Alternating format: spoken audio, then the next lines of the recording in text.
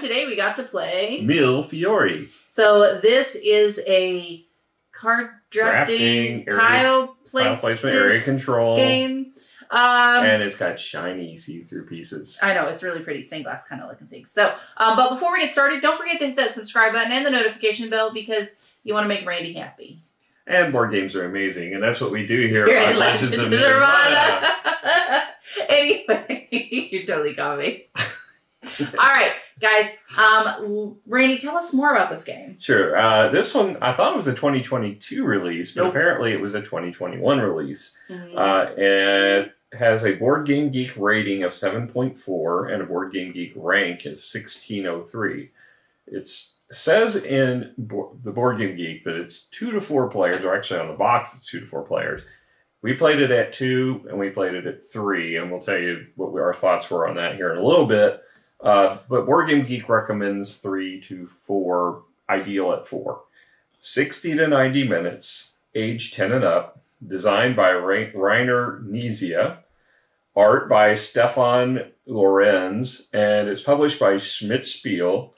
MSRP on this $49.99, which is a little pricey for what you get, although there are a lot of plastic bits. The Card House has it in stock currently, as of this video, for $36.99, and that's the cheapest I saw.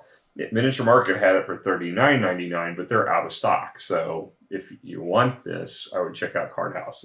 Now, okay, you were talking about the price, but let's talk about quality components with the price. Linen finished cards. The linen finished cards, but they are pretty thin. They bent pretty bad when you shuffled them. Okay. But they've been back into place. They're not. Yeah, so they are linen finish. You do have these beautiful, they are diamond shaped, which is a little unusual, plus the see-through nature of them. You do get these miniature, ships. Yeah, you get the miniature ships as and the well meeples as the meeples are pretty unique and actually look really like pawns. cool. Yeah, they're really kind of cool. My biggest grievance is the blue, because of the way they made it. It looks more like purple, so I had to give up my blue to you. You got a pretty teal. But I got teal, which is supposed to be green, and if it were green, I would be upset, but it is a pretty teal. I'll give you that. So, it's purple and teal. I'm okay with the color combo here. And then you have the red, and then you have the orange, which is supposed to be yellow, but it is definitely I probably orange. would have been fine with the colors if they hadn't referred to it in the rulebook as blue, because then it was like, I'm giving up my blue as a purple to you. But it is way more definitely purple. looks more purple. And that's okay, because we are totally okay with the color combo. All right, so, overall, though, I really like the quality of components. The only problem is a component was missing. And that was the... Well, it's not missing. It's just the fact that... Well, no, it doesn't exist. You definitely need it. As you make your loops around the score track, normally most games give you some kind of token that says you've made 100 points, 200 points, what have you. There's none of that in this game. So we actually got our poker chips out to mark every time we cycled the board. No, so that was the only piece I felt like was really missing. Yeah, it wasn't really a quality issue. It's an absence of a piece that really... Well, and it kind of affects gameplay. Yeah, I think it was important. But overall, actually, I really do like everything that they did. I love this see-through color thing going on that they got going. So you can see the things that are underneath, because, and well, it's all about making glass and stained glass, so it makes sense that they're... It's gorgeous. Yeah, I love it. Pretty. So, quality-wise, I'm trying to think what I would do better besides add a piece. The board has a minor linen finish on it. It's nice. I'm going to give it an 8.5. I'm going to give it an 8.5. I don't think I'm that high. I'll probably go to 7.5. I think it's not bad, but I don't see anything that's just wow, other than, I like the see-through color, but that's more thematics than it is quality, in my opinion.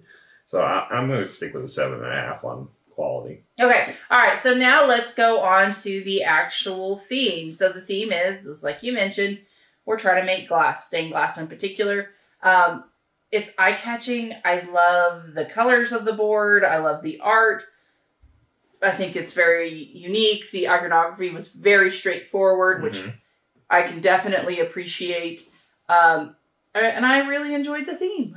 What about you? Did you like it? Yeah, it's definitely layered on. It could be anything, but the fact that the glass ties it together. I mean, the clear plastic gives you the appearance of glass. You're producing it, you're shipping it, you're building housing for the people who make it, or and then you're making fancy items out of it and shipping it away to other countries, and all that makes sense with what the glass theme is, but it's not really intrinsic to the game. Yeah, but the artwork's good, and it's then overall area control over a region, and scoring is like point salad. So yeah, I think it's fine, and I think the colors, like you said, are very pretty. I think the choice of the see-through tokens, and you don't see boats like that. That's pretty cool. I think thematically, even though it isn't really heavy to the gameplay, I'll probably go ahead and give it a 7.5 as well. Okay. I think 7.5 is actually a pretty good score for theme. I think it's very eye-appealing, eye-catching, but it isn't intrinsic to the gameplay. Mm-hmm. So I think they made some very good style choices, and the artwork's good, so that's good. All right, so now let's move on to the actual rulebook. It seems like you understood the rules. Like, you came in, you explained it to me in like 3 seconds or less. Like, I enjoyed. It's a simple game. The only problem that I had was there's some weird ways they phrase the boat shipping action. It tells you up front that you're not going to score it immediately. And then it explains that you basically are going to score, which we'll get into more gameplay, the boat action up here. But then also you're going to, whatever the number is on the card, you're going to move your boat, and whatever space you land on, you're going to score.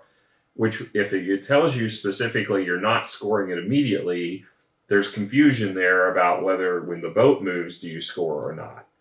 Because it isn't clear, and I couldn't find any clarification online per se, except for on the Board Game Geek, there's a wiki that somebody created to make the kind of a cheat sheet for scoring, and on there it mentions as you move your boat, any space you land on, you score.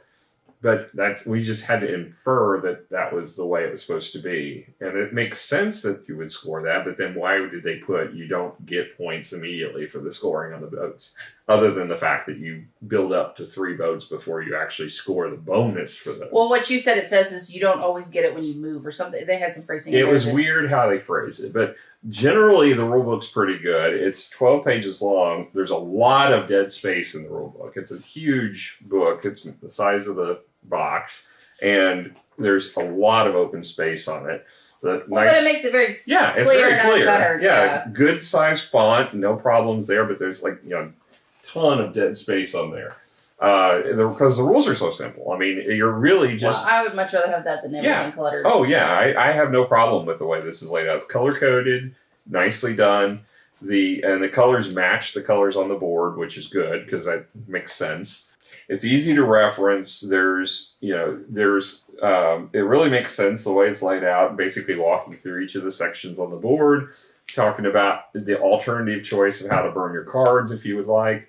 And then they give you a variable way of playing the game, which we actually played the second time around, and we'll get to gameplay. We'll talk about that too, but we like that better. Overall, I think this rulebook is pretty good. I'll probably go ahead and give it a 7.5. I'd probably give it higher if it weren't for the fact that had that one area of confusion on the scoring, because I think it could have been clearer. Okay. All right. So let's talk about the actual gameplay. So the gameplay is that you start with your hand of 5 cards. Okay. And then there's a number of cards face up on the table based on player count. All right. So you have those 5 cards. Okay. And you're going to be able to choose one of them, knowing that you're going to then pass your hand on to your opponent, okay? So it is a drafting component type of game. But what are the cards that you can choose from? So one of them, the easiest one, is the purple card. So the purple card is pretty straightforward. I'm going to take my cube, and I'm going to place it on here, and I'm going to get the points for this, which is 3 points. Now, if, for example, Dad hadn't played here, and I'm going on my string of amazingness, okay? Yes. So I not only get 2 points, but I get 10, 5, 1, 3, everything that it was there for connecting. Mm-hmm. So that was a quite significant amount, okay? So that's super helpful to me because that's a bunch of victory points. But alas, he stopped my thing. Now, the other thing I'm going to do is I'm going to count the different numbers that I have. So in this case, I have a 3, 10, 6, 5, whatever. So if I had 3 different in the line, I get to take another action, which is taking one from this center board.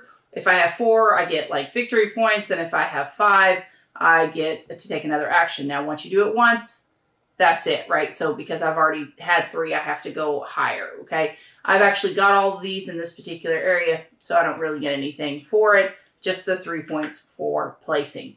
Now, if, for example, I had one of these green cards that looked, okay, so I had a scorpion, I'm going to end up placing one That's not a scorpion, that's a lobster. It's a lobster. This is, yeah, that's the in my head, it was a scorpion.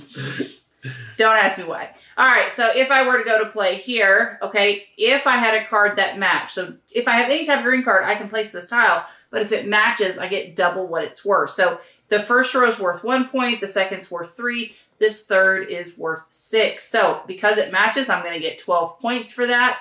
But because I finished a triangle, I'm going to everyone gets the score again for their pieces. So except for the top, the top. Except for the top, right? So this one doesn't count. But like these 2 would trigger, so that would be 3 points for each one, so a total of 6. But then red would get 3 points because they are on the bottom row. They get 1 additional point.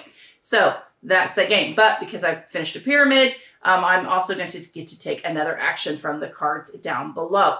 Now this teal area, it's the exact same thing, just with different symbols. I do want to point out that each of them, once you have, if you're on 3 of the different symbols, then you get the additional victory points. Like the first one to get it is 20 points, the second one's 15, and so on and so forth. So that's there. All right, the one over here, this is actually 2 different boards here, but they kind of go hand in hand. It's the market, right? So when you make things, so if I were to place this red tile here, there's 4 tiles here, so each one's worth 4 points. So 3 times 4 is 12. Purple gets 4. Okay, but if Randy were to take this blue and place here, so Dad here would get 8, I would get 4, Randy would get 4. But because someone made more victory points than him, he gets to take an extra turn. Okay, now once you have placed 1 in each column, you get the availability of these tiles if they're available. Yeah, the extra bonus points for completing one of each. Most of the tracks give you points for having 1 of each set. Okay, and then the shipping route. So if you were to place the ship, which is where we got a little confused at with the rules. Okay, so you place your ship. Okay, and on your ship corner there is a number. Okay, so once you place the ship, you're immediately going to go up that track, whatever it is. In this case, 1 point. So I would go up 3. But then looking at this, I would trigger this row because there are 4 that are completed. That's worth 10 victory points. So my dad, he had 2 ships in that dock, so he'd get 20 points and I would get 10, which is a nice little piece of thing. Now, they are worth less if there's less in them. So, for example, 3 would get you 6 points, and 1 would get you, what, 1 point? 2 would get you 3. Okay, so that's that, for example. Now, this one over here is very... So I ran away with this one the first game, but then you ran away with it the second game, is this one. So basically, you're just trying to connect all your pieces. And when you place a tile, whatever tile is of the same color that is touching, you get victory points for that, right? Most of them are 1, but the pestle and mortar's worth 2. So basically, if I were to place a pestle and mortar here. Pestle and mortar. Yeah. Here, I would, since I have 5 touching, I would get 10 victory points. But if I put it on the sand, it would be 3, 4, 5. So I would get 5 victory points for that. Again, once you get 1 of each, you will get an option for this victory points. So that's pretty much all the scoring mechanisms. So it's actually a pretty lighthearted game. Yeah, one thing you left out is if you have a card and you don't want to take the action of it, you can burn it to get to move up on the track down here for the boats. Yeah, which you did just to ruin me, but for me, it was... It wasn't just for that. It was also to land on strategically the high point ones. Sure. But mostly because it ruined you. Yes, but I still won both games, so it's fine. This one. But no, I liked it. I really enjoyed it. Just to be completely honest, 2 players, I found it to be a little. Yeah, I would not recommend this at 2 players. Yeah, I found it to be a little boring because you knew what you were passing, you knew what they were going after. There wasn't enough competition for the spaces. It just. Yeah. Honestly, I took things just in the first one, it felt more like trying to block each other, but not in a very effective way. Right. It's like, I got so many more points, I just let you do your thing, but you had every once in a while I had to throw a wrench in it to prevent him from going crazy. Mm-hmm. And the same thing was what he did to me. I just don't think, we didn't use this piece over here at all. So, 2 players was it was It was still okay. It just But 3 players, and then we played with the variant. So the variant is that, like, if he's first player, because he chose a card, and then I would choose a card based on his action. Yeah, normally you all choose simultaneously your card, and that's 1, speeds up the game, but 2, it makes it so it's kind of a luck of the draw. You don't know what they're going to pick. Especially the first 3 cards. No, I like the strategic way. I like knowing, okay, oh, you picked that one. And I don't think it added too much. No, I don't think so either. I think that one was the way to go. Well, plus, because you know what you're handing the next, you knew what you handed to the next person, and you could see what they played. Okay, so you could see whether it mattered. Because there would be one thing, so like, well, if this is open, I want to do this, but if not, then I just want to do this based on what that previous person played. So I found that to be... I liked it a lot better. I liked it better. The only thing I think that would have made it better is if you alternated left to right on the passing. Yes, because if you get someone who's less skilled in the passing, you could have one person run away with it because they're not taking anything to stop you from doing that. So yeah. I mean, rotating. I could see rotating because part of it is I always fed to you. Yeah, and. I never saw keys because if I wasn't dealt them, but until then I was flooded with them. Right, and then I was like, I don't. But by that point, the scoring damage was already done. Right. So I mean, to be fair, so that could be said that could be a house rule that wouldn't be that big of a house rule to flip every. Well, I mean, but first player changes. Well, no, but the rotating it would be fine. I think it gives you the option that way of blocking someone. That to keep that from somebody running away because there's a less experienced player in the mix, or because you could run into that scenario many times, especially in a game like this, because this is very easy and friendly to teach. Yeah, but then that almost kind of changed it up. That would change it up though, because you're passing to the person who takes the turn before you, not to the person taking after you. Mm-hmm. I mean, judge for your own caution. Do what you will for your own home brewing. But I could see where some people could say this could be an issue. But I really liked it. I actually really, really enjoyed it. I had a lot of fun. Not so much as 2 players. I think 4 would even be better. Oh, yeah, I think so. When they said premium of 4 players, I'm like, I see it. Because the competition will be steep.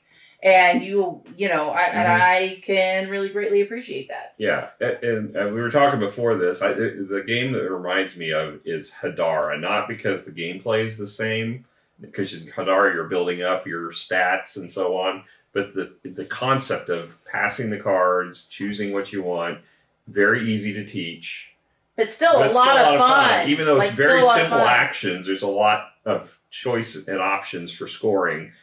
It reminds me of that from that perspective. Yeah, I could see us playing this quite a bit. I could see it too.